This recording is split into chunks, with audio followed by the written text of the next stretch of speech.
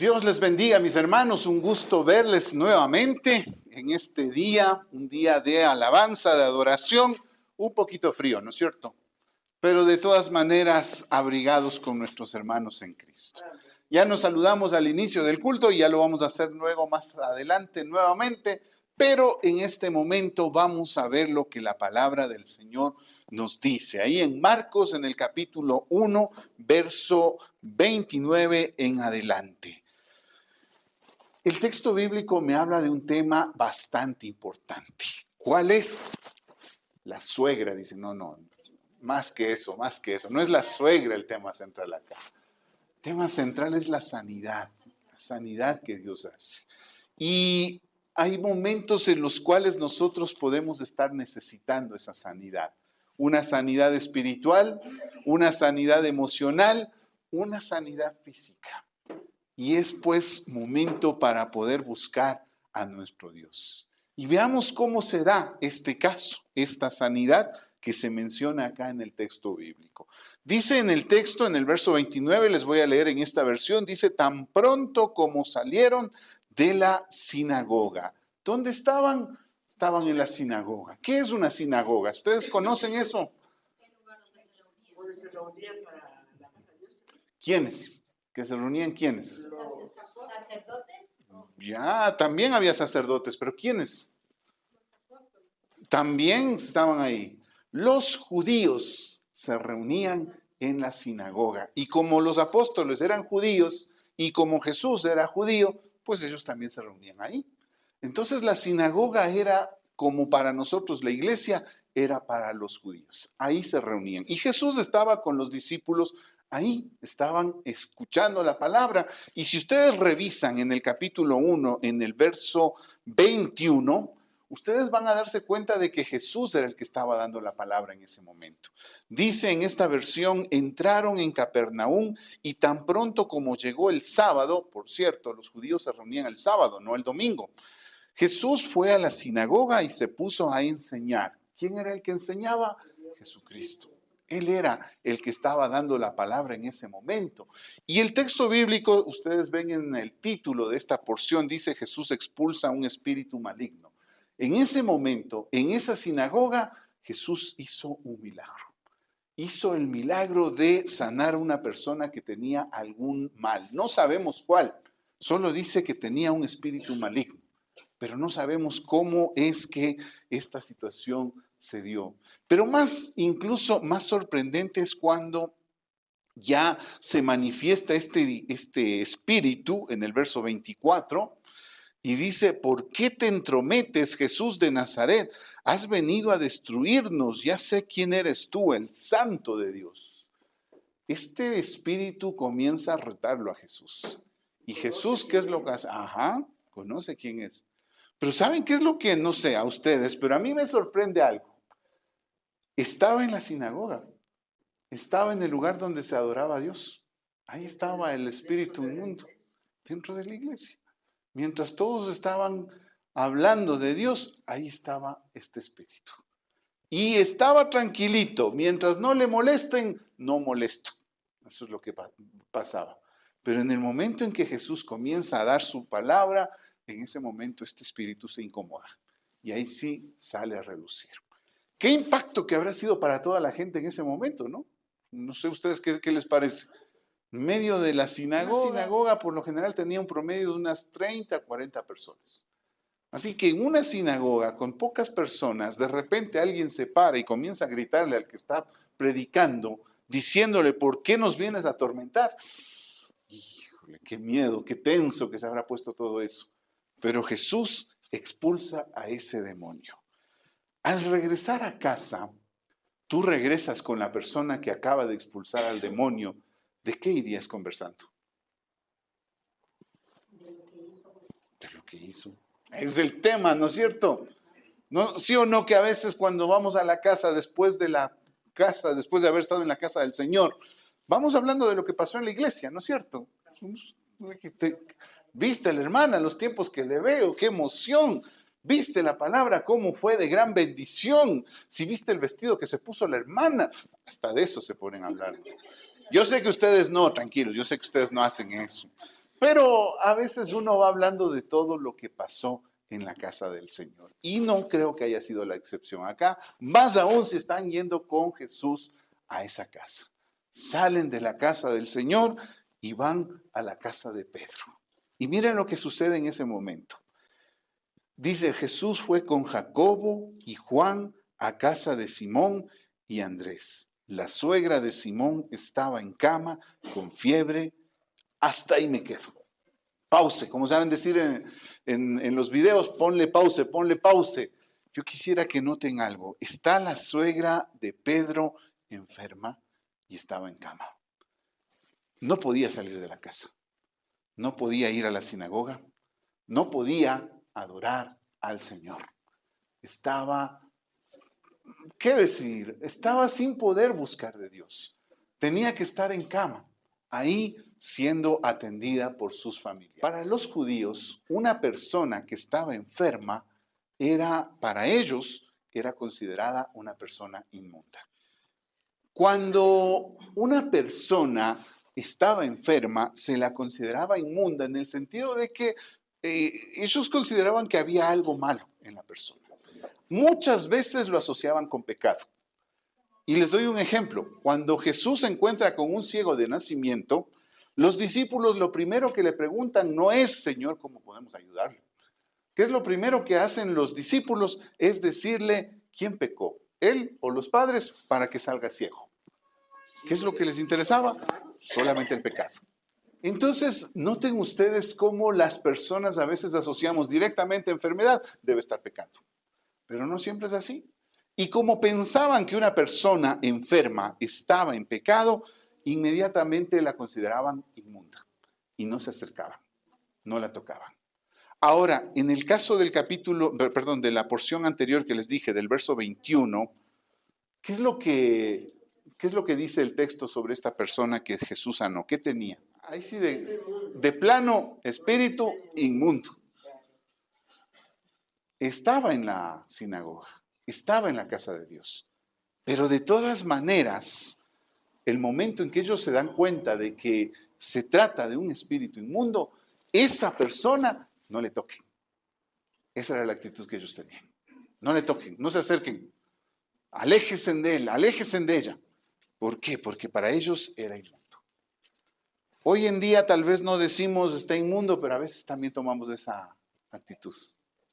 Si es que vemos que alguna persona no está o está con pecado o tal vez vemos que no ha actuado de buena manera, de lejos. A veces nosotros vemos a una persona pecadora y si es el pecado bien evidente, no te acerques, no le toques, no hables con él. Pero lo que hace Jesús es diferente. Se acercó al que tenía el espíritu inmundo y lo sanó. Se acercó a la persona que tenía esta enfermedad, la suegra de Pedro, y la sanó. Jesús no está para andar juzgando, criticando, ni señalando con el dedo. Jesús se acerca y restaura a las personas. A lo mejor algunos de ustedes han recibido esa sanidad de parte de Dios. Cuando los demás los veían de mala manera, Jesús más bien los miró con amor. Porque eso es lo que hace Dios. Nos mira con amor. Así que está la suegra ahí en cama, lejos, que nadie se acerque. Pero ahí sucede algo maravilloso. Para mí es algo muy, muy maravilloso, que a veces no lo notamos. Miren lo que dice en el texto. La suegra de Simón estaba en cama con fiebre, estoy en el verso 30, y enseguida se lo dijeron a Jesús. ¿Qué es lo que yo veo ahí? Te lo digo en una frase solamente. Dejaron el chisme y se pusieron a buscar cómo ayudar al que necesitaba. Eso es lo que yo veo ahí. Estaban hablando de lo que habían visto en la sinagoga. Venían hablando de todo lo que había pasado. Pero cuando se acuerdan de que la mujer está ahí con esta enfermedad, ¿qué es lo que hacen? Señor, ella necesita tu ayuda. Y ese, mi hermano, mi hermana, es un llamado para ti, para mí. ¿Cuántas personas hay ahí afuera que necesitan de Dios? ¿Cuántas personas están necesitando tener ese contacto con Dios? Ese abrazo de Dios, esa restauración que solo Dios puede hacer. Nosotros somos los llamados a ponerlos en contacto con Dios. ¿Cómo? ¿Qué es lo que hicieron estos discípulos? ¿Qué dice el texto? Verso 30. Exacto. ¿Le dijeron a quién sobre la persona que estaba enferma? A Jesús. ¿Tú puedes decirle a Jesús sobre una persona que está enferma? ¿Cómo? Exacto. Orando. ¿Sabes que una gran responsabilidad que tienes como hijo de Dios es orar por tus familiares que no conocen de Dios? Ellos necesitan de Dios y tú eres el que va a orar por ellos, por tus amigos del colegio, de la universidad, del trabajo. Tú puedes orar por ellos. Y cuando tú oras por ellos, es como lo que hacen estos discípulos. Llevas al que está enfermo delante de Jesús. Eso es lo que tenemos nosotros por delante. Hay una ciudadela, un barrio llamado La Roldós que necesita de Dios. Y es esta iglesia la que tiene la responsabilidad de llevarlos a los pies de Cristo. ¿Cómo lo voy a hacer? Empiezo orando. A lo mejor te da vergüenza acercarte y decirle a un hermano, un amigo de Jesucristo. A lo mejor te da vergüenza. Pero ¿sabes cómo puedes empezar? Sencillito, orando por esa persona. Ora, intercede, insiste. Los discípulos se acercaron a Jesús y le dijeron, mira lo que está pasando acá. Esta mujer necesita tu ayuda. Tú puedes, todos nosotros podemos presentar a algún amigo a Jesús. Esa es nuestra responsabilidad. ¿A quién le has presentado a Jesús? En este mes, en este año, ¿a quién le has traído a los pies de Cristo? Algún momento, simplemente compartir. A veces les da miedo a algunos predicar de Cristo, ¿saben por qué? Porque se enredan en las palabras. Que dicen, es que pastor, yo quiero, pero se me lengua la traba y ahí ya no sé qué hacer. Estoy que le digo a mi amigo sobre Cristo, pero ya me desanimo. O tal vez también saben haber los otros casos, ¿no? Los que quieren compartirle de Cristo y lo que primero empiezan diciendo es que, como era que decía una que vi hace poco, uno que quería compartir de Cristo y le comienza al amigo diciéndole, qué calor que hace, no. Sí, sí, pues el infierno es peor, así que arrepiéntete, te vas para allá. ¿Cómo le vas a compartir de Cristo así? Pues solamente le quieres hacer tener miedo. Y a veces solo estamos predicando del infierno. Parece que conocemos más del infierno que de Cristo. Pero lo que nosotros debemos hacer es llevarlos a los pies de Cristo. Eso es lo que debemos hacer. Y ¿sabes qué es lo que yo he encontrado que es una gran manera de predicar de Cristo? Cuéntales lo que Dios ha hecho en tu vida. Esa es la mejor manera. Porque ahí si no te enredas, solamente les cuentas lo que Dios ha hecho en tu vida. Y todos nosotros tenemos alguna experiencia en la cual Dios ha obrado de una manera sorprendente. Entonces tenemos cómo contarles, cómo decirles del amor de Dios. Vuelvo a Marcos. Y entonces la suegra está ahí, los discípulos le piden a Jesús, como si estuviesen orando, le dicen a Jesús, Jesús mira la situación de la suegra de Pedro. Y entonces, ¿qué dice el texto? Verso 31. Él se le acercó. Cuidado con eso. Jesús, maestro, no debes acercarte porque ella es inmunda. No deberías acercarte, Jesús. Pero a Jesús no le importan esas cosas. Jesús se acerca a la suegra de Pedro. ¿Y qué dice que hizo? Le tomó de la mano a la mujer que estaba inmunda. Y sabes que eso hace hasta ahora Jesús con nosotros. Cuando todos te señalan con el dedo, Jesús es el que se acerca y toma tu mano. Y te dice, yo no te suelto. Así todo el mundo te acuse de todo lo que quieran, yo no te suelto. Ese es el amor de Dios. Así todos te estén señalando con el dedo, yo no te suelto.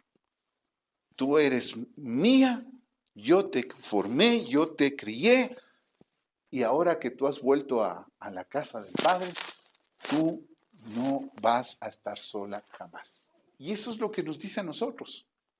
Cualquiera haya sido la situación, cualquiera haya sido el problema, Dios te toma y te sostiene y no te suelta. Le tomó de la mano y luego dice que la levantó, ¿no es cierto? Saben que yo cuando leía ese texto generalmente no me había dado cuenta de un detalle. Hasta hace poco que me puse a revisar este texto más a profundidad. Donde dice le levantó, la palabra que usa es una palabra que puede significar dos cosas: levantar o resucitar. Las dos cosas significan.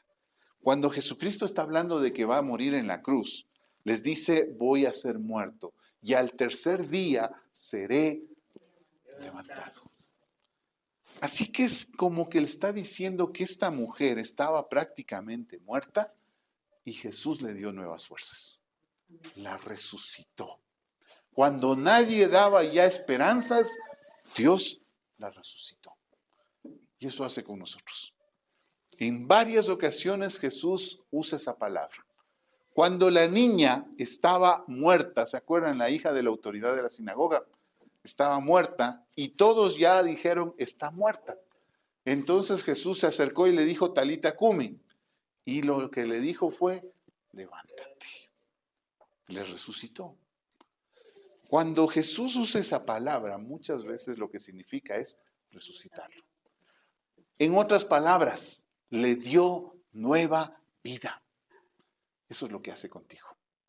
Cuando tú sientes que ya no das más, que ya no tienes aliento, que ya no tienes fuerzas, que ya no sabes qué hacer, Dios te da nuevas fuerzas. Te resucita. Te vuelve a la vida.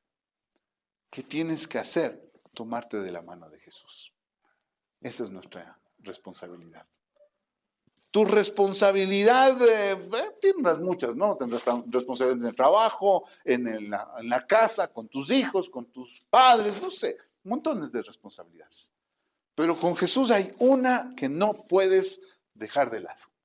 Tu responsabilidad con Jesús es no soltarte de Él. Esa es tu responsabilidad. No soltarte de su mano. Aferrarte, dice el libro de Hebreos, Moisés se aferró de la mano de Dios como quien se aferra al invisible. Así es como tienes que aferrarte. Aunque no lo puedo ver, sé que estás ahí, Señor, y tú no me soltarás. Esa es la responsabilidad que tienes. Jesús tomó la mano de la mujer y la restauró. Y eso hace con nosotros. Miren lo que pasa entonces. La levantó, entonces se le quitó la fiebre. ¿Y ahora qué se puso a hacer? A servirle.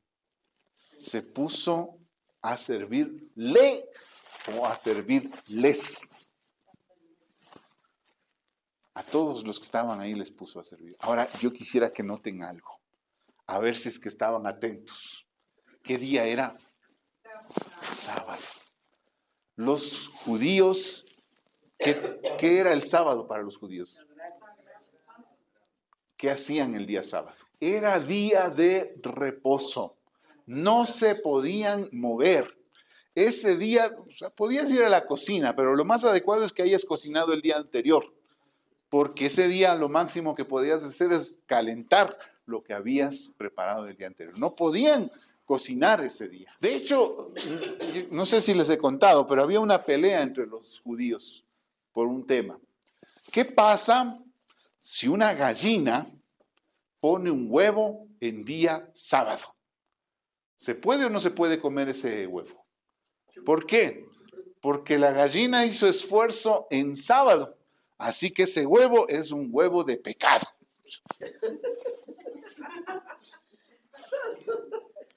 Así pensaban los judíos. Esas discusiones tenían entre ellos. Entonces, trabajar en sábado para ellos era pecado. Y por eso es que a Jesús tanto les reclamaban, porque él sanaba en sábado. Y para ellos, sanar en sábado era trabajar en sábado. Y por eso les reclamaban. Cuando los discípulos se ponen a recoger espigas para comer, igual, están trabajando en sábado. Eso es pecado. Les reclaman por eso. Y acá, ahora sí voy a este texto. La mujer dice que se puso a servirles. ¿En qué día? Así que la mujer también se pone a servir en sábado. Pero, ¿sabes qué es lo que yo veo ahí? Que a ella no le importa romper esa tradición. Porque ahora conoce a Jesús. Y si Jesús me dice que puedo romper esa tradición, pues yo la rompo. Porque más, para mí, más importante es Jesús que las tradiciones. Comienza a servir en sábado porque ella sabe que Jesús es lo más importante. Por lo que ella ha visto que hizo en su vida. Y eso es lo que hace en tu vida. Cuando tú tienes un contacto personal íntimo con Jesucristo, te cambia la vida. Ya no eres igual. Comienzas a darte cuenta cómo son las cosas. Y estás dispuesto a servirle al Maestro. ¿Le estás sirviendo a Jesús? Si Dios ha hecho algo en tu vida, si Dios ha tomado tu mano y te ha levantado, ¿tú le estás sirviendo? No, es que es muy temprano, pastor, es 8 de la mañana, domingo, no, pues pastor, otro día, como que. Si el culto fuese a las 3 de la tarde, como quiera, le cambias a las 3 de la tarde el culto y después que dicen, no, pues pastor, muy tarde, a esas horas tengo que dormir la siesta, pues pastor, ¿cómo hacer esas horas? Hágale más tarde, como quiera.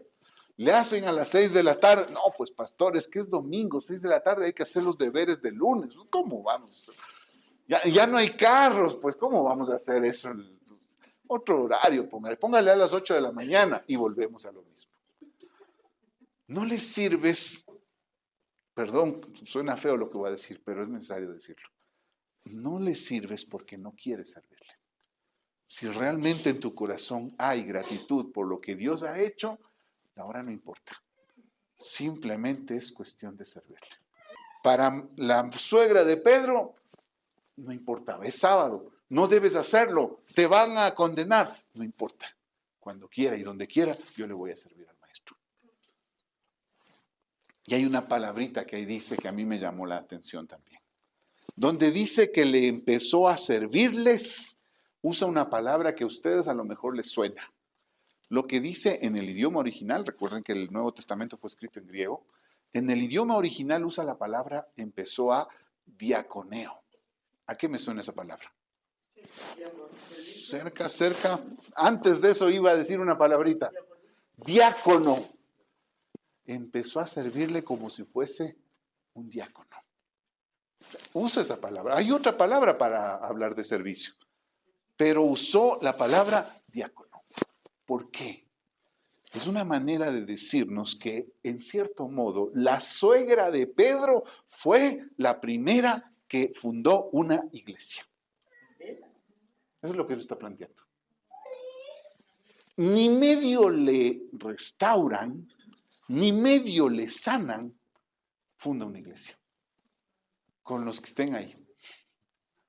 Eso es lo que hace Dios en tu vida.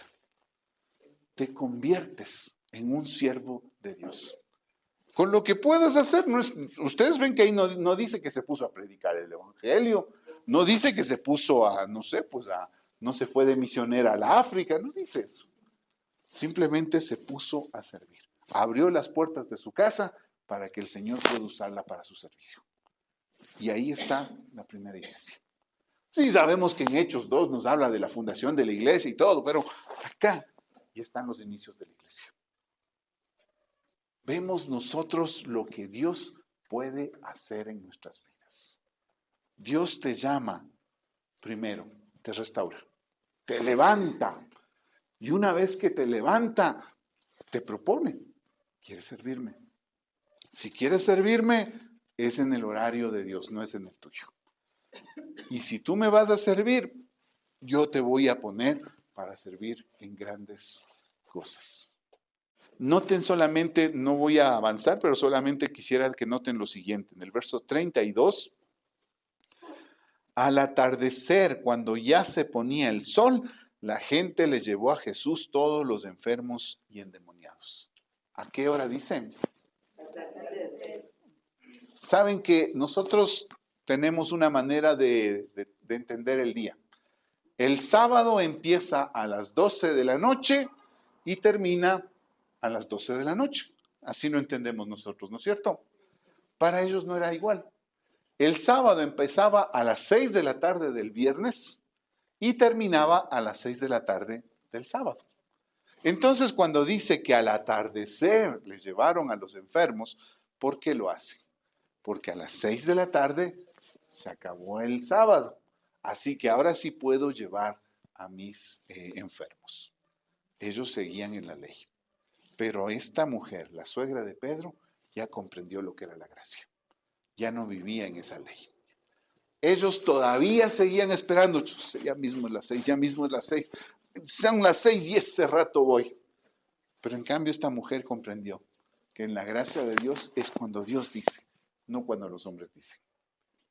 Y eso es lo que nos enseña a nosotros. Mi hermano, mi hermana, amigo, amiga, la Iglesia Alianza Cristiana y Misionera de La Roldós tiene una gran responsabilidad con el barrio La Roldós. Tiene una gran responsabilidad. Y es orar por ese barrio y presentarles a Cristo. Y si Dios te está llamando a servir, sírvelo. No le pongas trabas, no le pongas peros a Jesús. Dile, Señor, en lo que me quieras usar, ahí estoy. Y Dios te va a usar para gran bendición. Amén. Vamos a ponernos de pie para orar.